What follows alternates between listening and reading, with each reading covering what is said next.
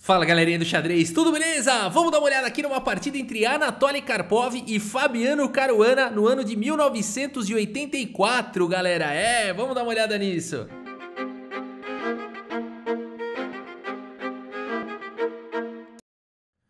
Olha aí, temos aqui de brancas Anatoly Karpov e de negras aqui em 1984, Fabiano Caruana, galera. Espera um pouquinho, 1984 Caruana... devia ser, nem sei se tinha nascido. Pera aí, será que esse cara não é o Caruana? Será que esse cara é o Thunderbird lá da MTV?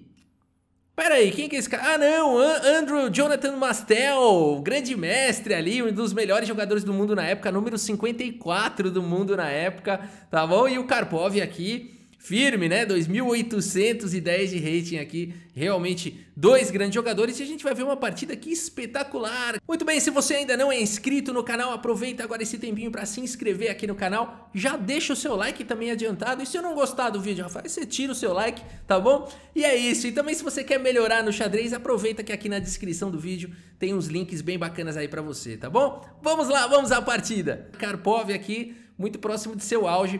Abre aqui a partida com peão E4, olha só, né? A gente fica achando que o Karpov sempre vai jogar com peão dama, nada disso. E4, E6, olha aí, jogadores de defesa francesa.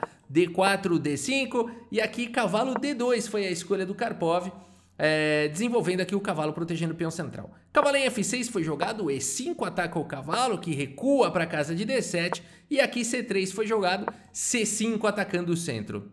Bispo D3, já controlando os ataques contra a francesa, em geral se dão nessa diagonal. E aqui cavalo C6 intensificando a pressão para cima do peão central. E agora cavalo E2 defendendo. Interessante essa opção aqui do Karpov de desenvolver os cavalos em D2 e E2. Muito jogado nessas variantes do tipo do avanço aí contra a defesa francesa. C por D4, C por D4, F6, imediatamente atacando o peão central. Aqui E por F6, cavalo por F6 e roque. O Karpov coloca aqui o rei em segurança. Bispo D6 foi jogado, desenvolvendo uma peça preparando para proteger o rei. Cavalo em F3 pelo Karpov e a dama vem para C7, pressionando aqui o ponto de H2. Sem problemas, o Karpov desenvolveu o cavalo aqui em C3 e no final das contas o cavalo veio parar em F3 em C3, só que por outro caminho, né? Na verdade cruzou aqui, os cavalos cruzaram aqui de lado, né? A partida seguiu com A6 e agora bispo G5 pelo Karpov, de repente até ameaçando tomar e enfraquecer aqui os peões, aqui a cobertura do rei do Andrew Jonathan Mastel, que segue com o roque, não se preocupando aqui com a captura do cavalo, porque agora a torre está protegendo. Bispo em H4, um lance bem Karpov mesmo, jogado agora de olho na casa de G3 para combater essa forte bateria. E aqui cavalo em H5, evitando o lance bispo G3. Aqui torre em E1 foi jogado pelo Karpov, lutando pela casa de G5, batendo no peão de G6. G6 foi jogado, colocando o granito aqui na diagonal de casas claras. E aqui torre C1, melhorando a posição da torre e o Karpov na mesma coluna da dama. A dama se incomoda, já sai daí com dama G7. Agora o bispo vem para a casa de F1, protegendo aqui o peão central mais uma vez. E aqui bispo D7 segue desenvolvendo o Mastel. Bispo G5, como assim? O Karpov jogou bispo G5, bispo H4, bispo G5? Esse é o Karpov, os cavalos ele levou 4 lances, o que levaria a 2. O que você está reclamando do bispo G5, bispo H4, bispo G5? O Karpov é um jogador de sutilezas, galera. Ele realmente sabe o que faz, não é perda de tempo, realmente são lances aqui sempre com ideias, sempre profundos, né? Aqui esse lance quer manobrar agora o bispo aqui, o Karpov quer manobrar o bispo para casa de E3, aonde o bispo vai estar protegendo em F2 e também vai estar protegendo o peão central, tá bom? Legal, né? Sempre tem uma ideia interessante por trás dos lances do Karpov. H6 foi jogado, o bispo E3 e agora a torre aqui em F7 preparou para pesar na coluna F, mas o Karpov já sabia disso e já está preparado. Segue com G3, aqui torre de A em F8, bispo fianqueta aqui na casa de G2 e o cavalo volta para a casa de F6. Temos uma posição equilibrada, todo mundo tem o par de bispos, todo mundo tem 2 cavalos. E aqui uma diferença na estrutura de peões é que o Karpov tem um peão isolado aqui contra 2 no centro, mas ele tem uma maioria de 3 contra 2 na ala do rei. Ok, pretas tem uma forte pressão na coluna F, bacana. Vamos ver como segue aqui Karpov segue aqui com H3, temos agora G5 expandindo aqui, começando o ataque na ala do rei, e o cavalo vem agora para a casa de H2, aqui o Karpov traz mais uma proteção para a casa de G4. Rei H8 foi jogado, dando a casa de G8 para a torre, talvez. Aqui cavalo em A4, o Karpov faz o contra-jogo na ala da dama. Torre em E7 foi jogado, o cavalo pula para a casa de C5. Tá atacando aqui o peão de B7, bispo E8 e agora a torre tá protegendo e o bispo tá pronto para pular para a ala do rei. Dama D2 foi jogado pelo Karpov, impedindo o avanço do peão de G, uma vez que o de H cairia. E aqui cavalo D7 foi jogado combatendo o cavalo aqui do Karpov, né? Cavalo por D7 foi jogado, torre por D7 e A3, controlando a casa de B4. E aqui torre de D volta para a casa de F7 para atacar aqui na ala do rei. Cavalo G4 pelo Karpov, aqui torre veio para a casa de F5, trazendo mais uma proteção para G5. Será que ele ficou com receio do Karpov sacrificar aqui em H6 e depois jogar um bispo G5? Será, por exemplo, passar a vez aqui jogar um A5 aqui? Será que tinha essa sequência? Na verdade não, galera, mas ele já se... Karpov bota medo em todo mundo, né? Aqui um lance como cavalo por H6 não funciona tão bem assim. Bispo por G5, dama G6 e na verdade F2 está em ataque. Você pode seguir com F4, por exemplo, mas não é muito promissor esse ataque. O Karpov não tem peças suficientes para continuar atacando numa posição como essa. Por isso, torre F5 foi jogado, enfim, mas jogando de maneira sólida aqui contra o Karpov. E o Karpov joga agora com B4 atacando na ala da dama. Bispo volta para a casa de B8 e o cavalo pula para a casa de E5. Temos cavalo por E5, D por E5. E agora, o que é isso, Karpov? Você pendurou o peão, a torre pode capturar, o bispo pode capturar, a dama pode capturar. Será que valeu a pena isso? E a partida segue com bispo B5. Ah, Rafa, pera aí, esses caras também blefam demais, né? Aqui, pelo amor de Deus, era só capturar aqui, não tem nenhum motivo para não fazer o bispo por E5 aqui. Tem motivo sim, galera. Aqui tá vindo o bispo C5 atacando a torre e também atacando o bispo. E aqui depois de um lance como... Aqui vamos supor que você queira tirar a torre e jogar um lance como torre G8. Tá vindo torre por E5, né? E não pode jogar dama por E5 por conta de bispo D4. E se jogar torre por E5, bispo D4 de qualquer maneira com um fortíssimo ataque, uma posição completamente vencedora aqui pro Karpov, né? Então realmente fantástico aqui a sequência, né? Esse lance aqui de deixar o peão é coisa bem de Karpov mesmo. Você não pode tomar de dama direto, porque se bispo D4 é direto. Torre também, bispo aqui é direto, né? Então, realmente, vamos ver essa variante da torre, né? Porque você pode falar assim, depois de bispo D4, troca e joga E5, né? De fato, seria um recurso aqui defensivo, não perde tanto assim, mas bispo C5 traz aqui uma posição com certeza melhor aqui também para o Karpov, tá? Bem legal aqui a posição, a partida seguiu com bispo B5 e agora o Karpov segue com bispo C5 atacando a torre de 8 vai para casa de F7 e bispo D4. E não é que o Karpov protegeu aqui o peão, a partida segue com torre F8. Ah, Rafa, mas protegeu nada, tem muito ataque, né? Aqui dá para fazer um bispo por E5 numa boa, não dá, galera, aqui torre por E5 tá vindo e depois de torre por E5 dama C3, bonito, né? Karpov sendo Karpov aqui. Ah, mas aí a torre protege aqui em F5. Leva um G4, fica quieto. Não tem jeito não, não tem saída. Então a partida aqui seguiu com torre em F8, né? Que maravilha, um peão que tá atacado por todo mundo e que não pode ser capturado nunca. É bem Karpov isso. E agora a torre C3 aqui foi jogado. Rei G8 foi jogado, agora dama aqui em D1, mais um lance sutil aqui do Karpov, de olho na casa de H5, o bispo tá protegendo aqui. E mais uma vez, pessoal, sempre é bom relembrar, né? Aqui sempre continua existindo esses temas aqui agora, com torre E3 também se juntando aí ao ataque, tá bom? Então aqui a partida seguiu com dama em F7, controlando aqui a entrada em H5, pesando para cima de F2. E aqui dama C2, o Karpov, queira ou não, traz mais uma proteção para F2, existia até riscos aqui de sacrifício e tudo mais, então é melhor proteger. E também já ao mesmo tempo controla a diagonal de casas claras e tá dando suporte na coluna C. É uma partida de titãs aqui, bispo C4 foi jogado, bispo em F3, claro, né, pessoal? O número 54 do mundo também sabe jogar, né? Não é só o Karpov aqui não.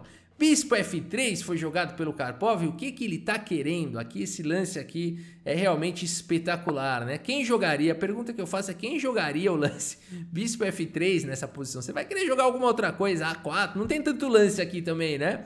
Para as brancas. E bem interessante, até bispo E4 seria possível, na medida que se o peão toma tá caindo aqui em C4, mas bispo F3 é de outro mundo, né? Bispo F3, e aí, eu vou tomar. Aqui torre por F3 foi jogado, torre por F3, dama por F3, e aí? Mas agora a dama do Karpov entra aqui e vai fazer a rapa nos peões. Olha que interessante o que o Karpov tá aprontando aqui. Dama G6, cheque, rei H8, dama por H6, cheque, rei G8, dama G6, cheque, rei H8, dama por E6. E agora a dama continua escorregando aqui nessa terceira horizontal. Rei H7 segurando a casa de H6, dama E7, cheque, e agora caiu o peão aqui de G5. Aqui dama em F7. Ah, Rafa, mas aqui ele jogou mal. Aqui rei H7 foi um lance estranho. Tinha que ter jogado... Galera, era o único lance da posição, tá? Jogar um lance aqui como dama F7, propondo trocas. Aqui tá vindo mate, né? Olha aqui esse perigo aqui do peão avançando no futuro, né? Rei G8, E6... Aqui acabou, né? Aqui acabou a partida. Então, rei H7, único lance da posição. Dama E7, cheque, dama F7, dama por G5.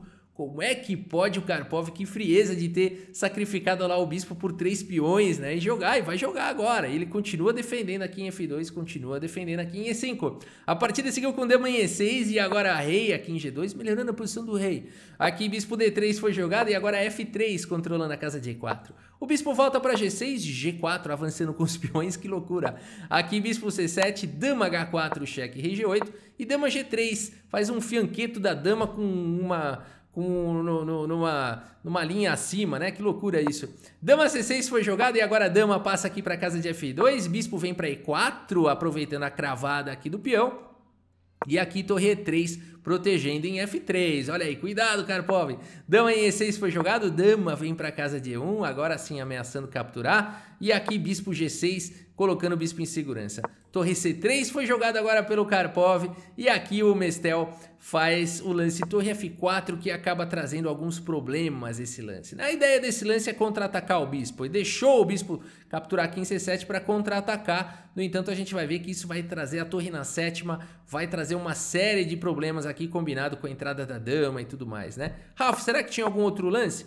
Talvez aqui depois de torre C3, seguir com tirar o bispo daqui, jogar um bispo D8, controlando a casa de H4, fosse mais sólido, né? Tudo bem que as brancas iam seguir com dama C1, colocando forte pressão na coluna C, preparando para jogar F4, depois de um rei H7, F4, e aqui o Karpov de qualquer maneira sempre ia ficar muito bem, né? Mas é claro, aqui ia ter com certeza chances para os dois lados, e no entanto é sempre bonito de ver como esses peões do Karpov acabam avançando e fazendo toda a diferença, né? Aqui uma possível variante aonde a gente teria o Karpov levemente melhor aqui nesse final, tá?